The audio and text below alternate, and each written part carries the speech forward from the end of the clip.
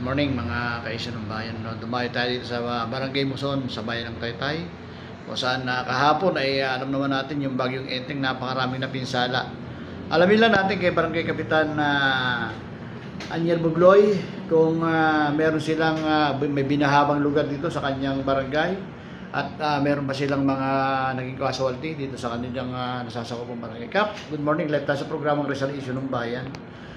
Tanong tayo, wala tayong update. Ano ang naging kaganapan dito sa inyong barangay kahapon na kasagsagan ng bagyong Enteng na napakaraming lumubog dito sa lalawigan ng Rizal?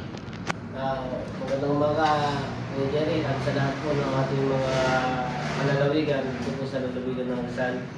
Una po sa lahat, siyempre po ay malungkot na balita ang ating po nadanasan kahapon sa buong lalawigan.